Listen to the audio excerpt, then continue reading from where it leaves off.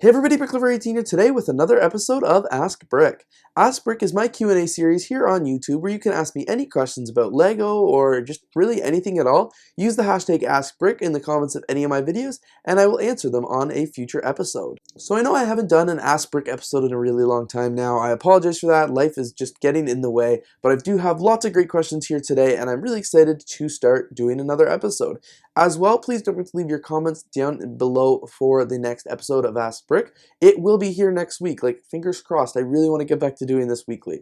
But yeah, let's just jump right into questions. So the first one is, do you budget for your LEGO purchases? Well, I probably should do some more budgeting for my LEGO purchases, but for the most part, it's kind of hard. I just buy a lot of sets that I would say I want. Like, I'm not a LEGO YouTube reviewer who reviews sets the day they come out. Like, I really, most of the time when I buy sets, it's because I like them or I want to add them to my collection. So I think that helps. If I was like buying sets every single day, I think I'd have to do a lot more budgeting. But I just kind of know that, hey, I know I want this set. It costs X amount of dollars. Well, you know what? I made X amount this month, or I have this X amount in my bank account. Can I afford to buy this set, or should I like hold off? That's really how I do a lot of my LEGO budgeting, and I do like take into consideration that sets aren't going to be around forever. So when I'm making my decisions, I'm like, do I want this set? Is it gonna, maybe go up in value and stuff like that? But no, I don't have like a set budget kind of in my LEGO like the back of my mind where I spend say $500 a month on LEGO. There's some month like this one, like October, where I don't think I bought a single LEGO set, and then there's months like September where I spent quite a bit of money on LEGO. So it just really depends on the month. And no, I don't have a budget per se. I just have to kind of watch out and make sure I'm spending wisely. Bricks Rebecca asked, as Brick, would you like to see a new system of LEGO to go alongside the current ones, which include technical, bionicle, system bricks, etc., etc.? I would say that I wouldn't be opposed to LEGO, integrating a new brick system if it didn't impact really the old one. Like if they could work together and still like kind of like Technic and System, how you can really use those parts all together. I would say if it's going to be another system like Bionicle, that I wouldn't be a fan just because I don't like the way Bionicles don't like interact with regular LEGO system pieces. Like I'd really have to see what LEGO could come up with their different kind of system before I would say yes, I would approve, or no, I wouldn't. But I would say if LEGO is thinking of coming up with another system to add to the current like roster of their sets, I would say as long as it's compatible with the classic LEGO system, I'll probably be okay with it. Apprentice Brick asks, what is the creepiest LEGO minifigure you own? So I was going through, I guess my collection, just kind of walking around my room to see what the most creepy LEGO minifigure I own was. Honestly, don't really have a really good answer for you. I'm not sure which one I would call like the creepiest.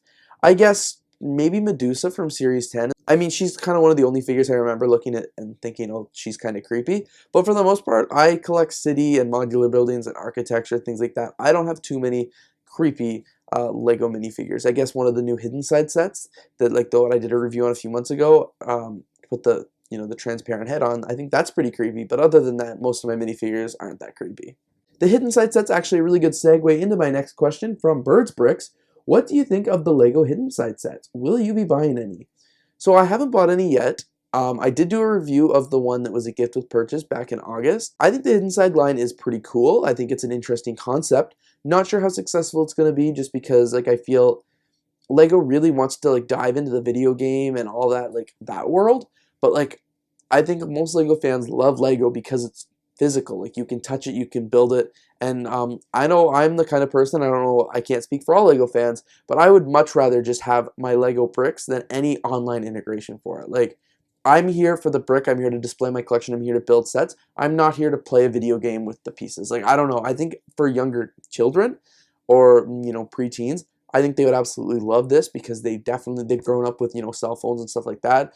I still was like really grew up without playing video games or anything like that, so that's why I think I'm this way. But maybe people who played like video games and things like that all growing up would definitely really like this.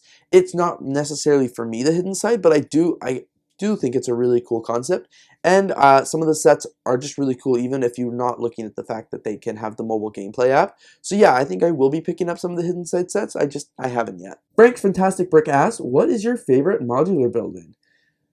I really like the Grand Emporium. That was the first modular building I ever added to my collection, and it looks really cool. Where I don't like the Grand Emporium is that it looks awesome on the outside, but then the inside's just there's nothing going on. Like it's not a very well designed. It's kind of a lot of wasted space. but I still think it's a really cool set.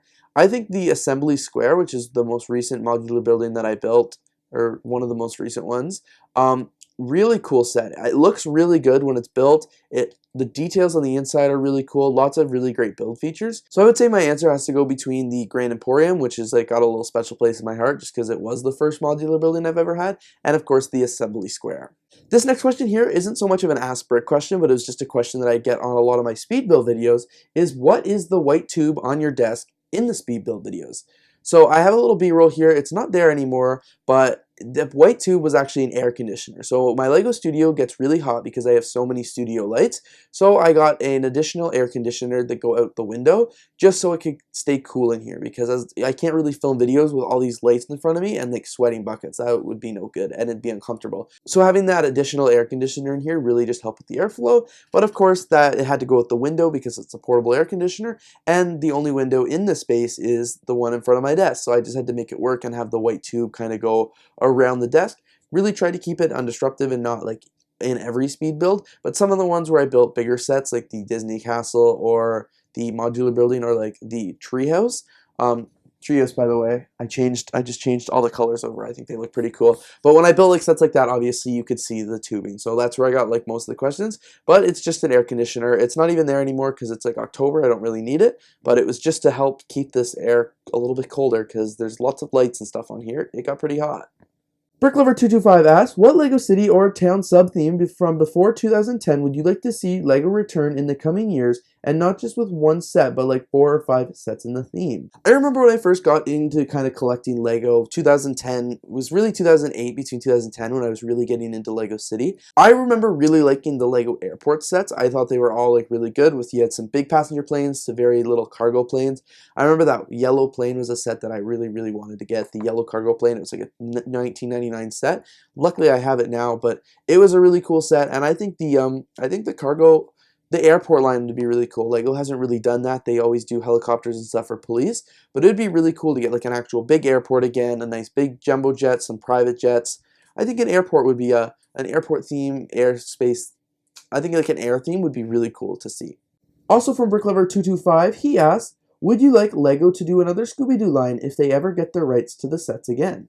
If you would have asked me this question, say 2 months ago, I would have said absolutely, like I want another line really, really badly, because I was trying to complete my collection of LEGO minifigures from Scooby Doo, and I was missing the Velma one.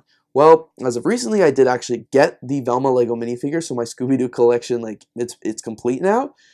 So I'm not in like a huge rush, I guess to say, to see another Scooby Doo line. Like I feel like I've got all the sets, I've got all the minifigures finally, so I'm pretty content with the Scooby Doo line. If they were going to like relaunch it, I would definitely not oppose. I love Scooby Doo, but it's not one of the ones that I'm like really, really hoping that they'll kind of relaunch, just because I feel like my collection is complete now, and like what more can they do with the sets? But definitely not opposed to the idea, but definitely not like, I'm not going to lobby for it, if that makes sense.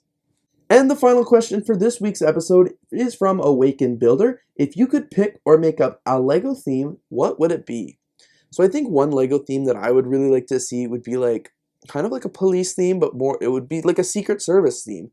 I really like reading about the Secret Service. I really love watching, YouTube videos, movies kind of about what they do, In the Line of Fire, White House Down, Olympus Has Fallen. I really love all those movies. I think they're really interesting. So I think it'd be super cool if LEGO came out with like a Secret Service line and like protecting the president or something like that, or even if they want to make it a little non-controversial, like just protecting somebody.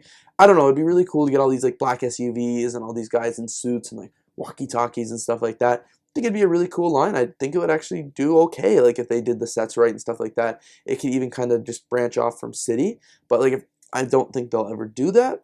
But if I had a choice, I would say that would be the theme that I want them to do. If like another choice that I would really like, that I always wanted, especially growing up, was like another LEGO Studios line. So I know they did that a few years ago, but I really wish they would do it again. Give me more cameras, like all that kind of stuff, because I really liked making films as a kid, and I wish I had some of the studio sets. And even now, I only have one studio set, but it's really cool. I think they should do another studios or like TV line or something like that, as well as Secret Service, because I think that would be pretty cool, and I think people would like that as well. Anyway, that really wraps up all the questions I had here today. Thank you so much for watching this video. Again, I really hope to do another Ask Brick episode next week.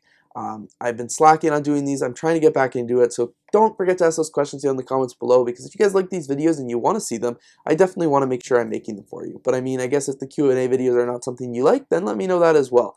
But I like making them. They're lots of fun. If you do have any questions, please don't forget to leave them down in the comments below with the hashtag AskBrick so I can answer them next week. And thank you so much for watching. If you did enjoy this video, please don't forget to leave a like, comment, and of course subscribe. And I'll see you next week for another episode of Ask Brick.